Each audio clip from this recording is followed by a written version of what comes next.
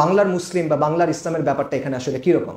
আমাদের overall tendency হলো যে বাংলাদেশের মুসলিমরা ভালো না, বাংলাদেশের মুসলিমরা খারাপ, মুনাফিক ইত্যাদি ইত্যাদি। আমরা আমাদের কমকে অনেক গালাগালি করি, অতিরিক্ত গালাগালি করি। আমি ঠিক শিওর না দুনিয়াতে আর কোনো কম নিজেদের কমকে এত গালাগালি করে কিনা, আমি দেখি নাই, কিন্তু আমরা প্রচণ্ড গালাগালি করি। আমি এটার সাথে একমত না, বরং আমি মনে করি বাংলায় যে ইসলাম এটার বেশ কিছু বিশেষত্ব আছে, এটা একটা স্পেশাল স্ট্যাটাস আছে। কেন? আমি আপনার তিনটা কারণ বলতেছি।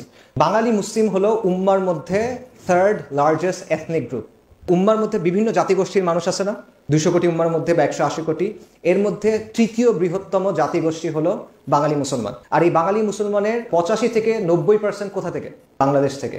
এই জিনিসটা বিস্ময়কর, এই জিনিসটা বিস্ময়কর। এটা আমার কথা না, এটা ইতিহাসবিদদের কথা। কারণ আপনি এই জায়গাটা দেখেন, যে বেঙ্গল ডেল্টা, বদ্বীপ, যেটা এই জায়গাটা মুসলিমদের যে সামরিক এবং রাজনৈতিক কেন্দ্র, কখনো এটার সাথে সরাসরি যুক্ত ছিল না।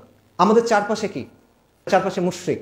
আমাদের উত্তরে, পশ্চিমে, পূর্বে মুশরিক দিয়ে আমরা পরিবেষ্টিত, একদিকে সমুদ্র। এত ছোট একটা জায়গা কখনো মুসলিমদের সামরিক রাজনৈতিক কেন্দ্রের সাথে সরাসরি যুক্ত ছিল না, চারপাশে মুশরিক দ্বারা পরিবেষ্টিত। এই জায়গাটাতে এত মুসলিম, কত মুসলিম, উম্মার মধ্যে তৃতীয় বৃহত্তম জাতিগোষ্ঠী। এটা কেন?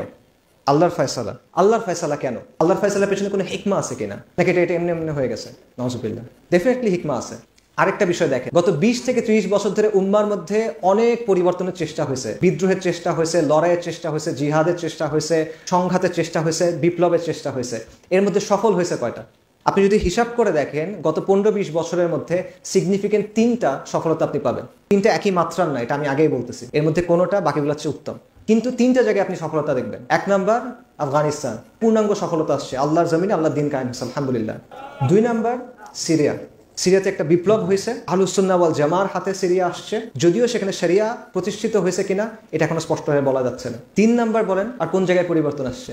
বাংলাদেশ। বাংলাদেশে বিপ্লব হয় নাই, বাংলাদেশে শরিয়া আসে নাই, ডেফিনেটলি আসে নাই, কিন্তু বাংলাদেশে একটা গণ অভ্যুত্থান হয়েছে এবং এক জঘন্য তাগুতের পতন হয়েছে, এবং ভারতের যে হেজেমনি ছিল এখানে, সেই হেজেমনির পতন ঘটছে, এবং ইসলামের জন্য এই জায়গাটা প্রশস্ত হয়েছে কিছুটা। যে অবস্থা ছিল আপনারা এগুলো সব জানেন, আমি আর এটা বলতেছি না।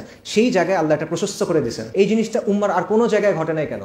উম্মতের মধ্যে 50টার বেশি জাতীয় রাষ্ট্র আছে আজকে, এতগুলো জায়গার কোনো জায়গায় হলো না, এই 3টা জায়গাতে কেন হলো? এই 3টা জায়গার স্পেশালিটি কি?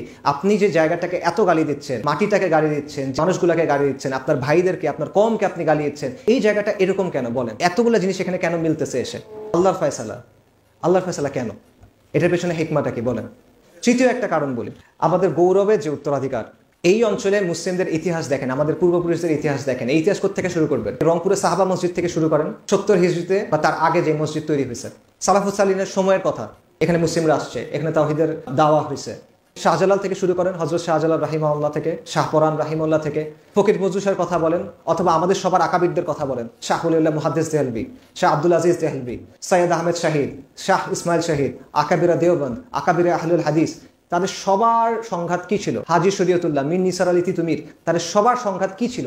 কিসের জন্য ছিল, কিসের বিরুদ্ধে ছিল বলেন? তাদের সংঘাত ছিল, তাদের সংগ্রাম ছিল, তাদের লড়াই ছিল, তাদের দাওয়া, তাদের জিহাদ, প্রত্যেকটা জিনিস কিসের জন্য ছিল? ইসলামী নিজামের জন্য আর কুফরি নিজামের বিরোধিতার জন্য, তাওহীদের জন্য, শিরকের বিরুদ্ধে। বারবার এই অঞ্চলে আপনার আমার পূর্বপুরুষরা লড়াই করছেন। ভাষার জন্য করেন নাই, জাতীয়তার জন্য করেন নাই, বর্ণের জন্য করেন নাই, জমির জন্য করেন নাই, তারা বারবার ইসলামের জন্য করছেন, এবং তারা বারবার কুফর এবং শিরকের বিরুদ্ধে করছেন।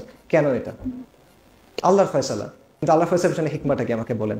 আমি ট্রুলি বিশ্বাস করি, আমি এটা আপনাদেরকে উত্তেজিত করার জন্য বা এনকারেজ করার জন্য বলতেছি না, আমার এটাতে তেমন আগ্রহ নাই। আমি এটা ট্রুলি বিশ্বাস করি যে এই অঞ্চলের মুসলিমদের জন্য, এই জমিন এবং এই জমিনের মুসলিম কওমের জন্য আল্লাহ সুবহানাহু ওয়া তাআলা উত্তম কিছু রাখছেন। আমি এটা ট্রুলি বিশ্বাস করি, আল্লাহ সুবহানাহু ওয়া তাআলা উত্তম কোনো উপসংহার ইনশাআল্লাহ তাআলা রাখছেন, যেই কারণে আপনি এই বিষয়গুলো দেখতেছেন।